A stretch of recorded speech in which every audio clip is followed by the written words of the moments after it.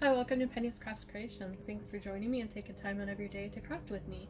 Today I am showing you how I make my sanitizer holders, and they hold the 2-ounce hand sanitizer. You can pick these up at Dollar Tree, and this one expires 7/27/23, so it will last you a while.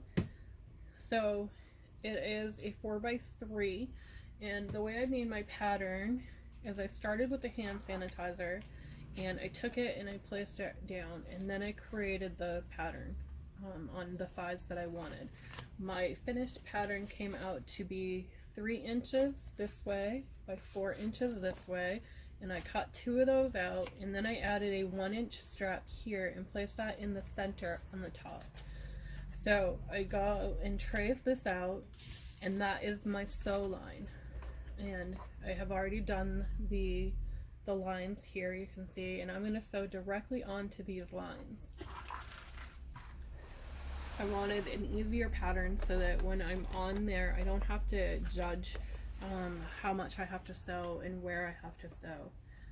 So I'm going to start, and I did this, the 1 square on the fold, and I'm keeping them all together on the fabric that I have. And I'm just gonna give a back stitch here on the top, and then come through and sew right on that line, and then pivot on my turn. And then I have to give myself markers, little dash lines where I'm gonna stop. Otherwise I forget and I get distracted and I will just sew right through that. So I'm gonna back stitch here. Then I'm going to lift it up, lift my needle, and go to my next sew mark, back stitch again, and then sew straight down, and I'm going to go right onto that pivot mark, and then sew right over. Now you don't have to sew it on the fold if you don't want to. I just figured it would save some time and fabric. And I always leave my needles in when I sew.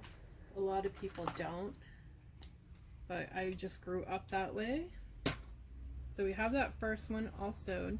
Now I'm going to go onto this one, and I'm going to start here on the line that I gave myself, right here on the bottom, and I'm going to line up, and then I'm going to back stitch there.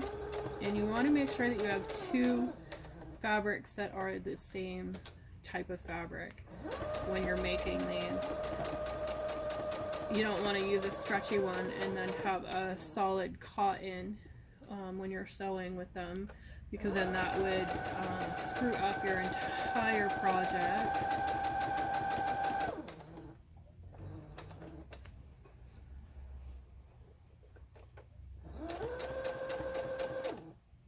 Now I'm going to stop here, and I'm going to remove these out of the way. And I'm going to remove this one as well, because if I keep that one there, it's going to interfere with my sewing. So I'm going to stop there. I'm going to go up to the top, and I'm going to pivot again.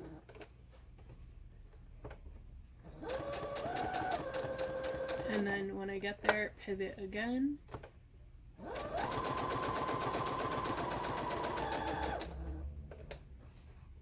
And I have made these for, I want to say, a little over a year now. I sell them for $7 each, including the hand sanitizer. I provide that as well. Sometimes you can add a lining fabric. You can use a iron-on. I forget what the name of it's called now. So I'm going to cut a corner, and then I'm going to leave myself a 1/4 inch all the way around.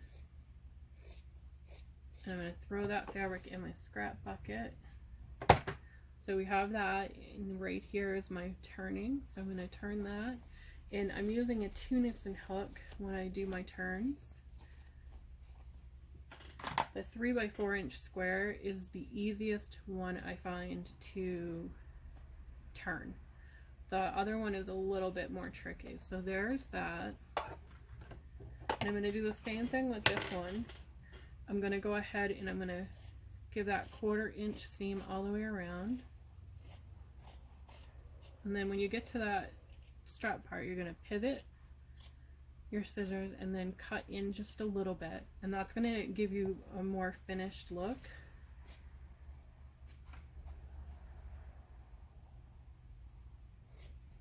And the reason why I'm doing a 1/4 is when I sew again, I don't want to have that bulkiness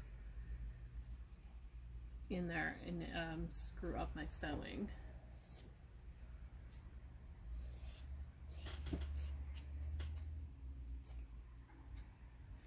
Okay, so this is the way that looks, and we're gonna turn that.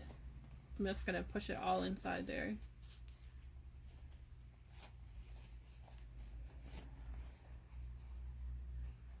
And I'm going to take my 2 nested hook again and push out my corners. I'm going to do my corners first before I do that strap. And I'm going to make the strap dance. And I say that, find where the strap is. You push up your corner there and you just make your hook dance a little bit. Make the strap dance. And when you're making it dance, it gives it that little strength you need to push it through without having to push all that weight through. I'm going to tuck in my seam there where I need to turn it. Now before I put these two together, I'm going to sew here, here, into this corner here. And I'm doing that because I want to give it that finished look that we need.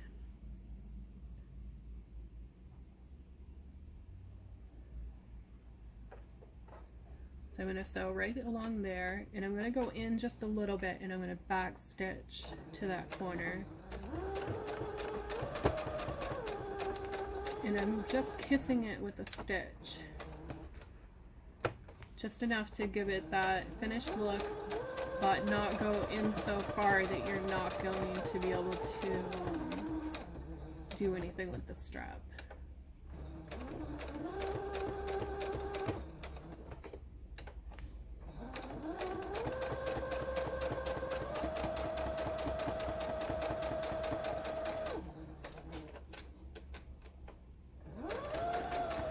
And then back stitch in that corner, and we're done on that part. I'm going to take my scissors here. I'm going to cut those threads loose because we don't need those excess threads hanging there.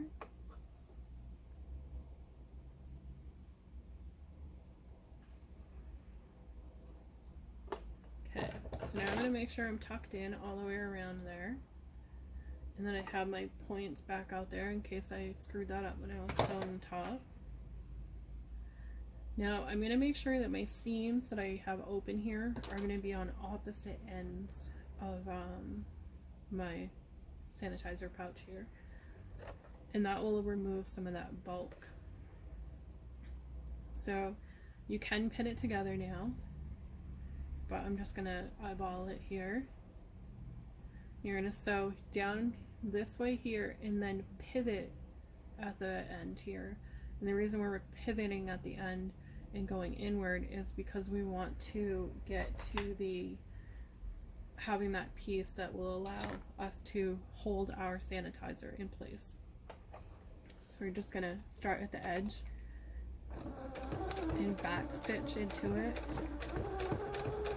And then you're just barely kissing it again by going inward just a little bit, like a 1/16 of an inch. Now I'm using the guide on my foot here, that little opening of the foot, as how far I'm going in. Once the line reaches there, I'm going to back stitch. And then I'm going to pull that out, and I'm going to repeat it for the other side. So you only want a couple of stitches on this corner here. So then I'm going to flip it and repeat it for the other side as well. Starting downward and then back stitching into place. And it's going to close up our seam as well.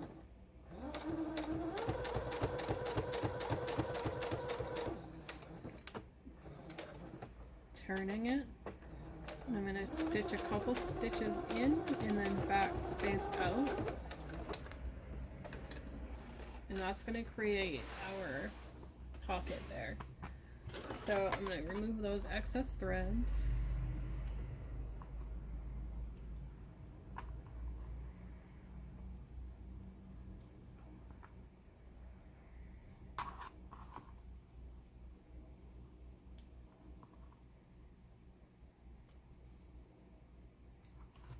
And being careful not to cut that fabric off the end there when I'm removing my threads, because it can happen. You can accidentally nip it. Okay, so we have that part there, and a loose thread right there. Sorry about that.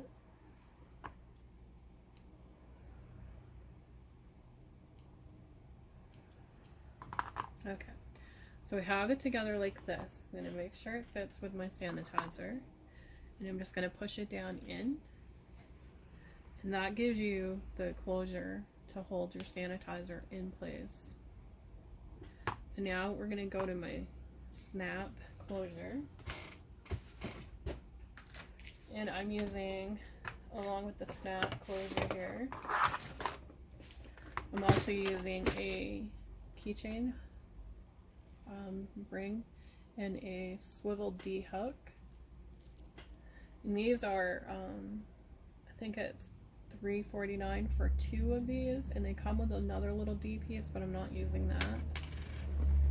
And the keychain rings, I think I paid $3.99 for 20, I think it was, of them.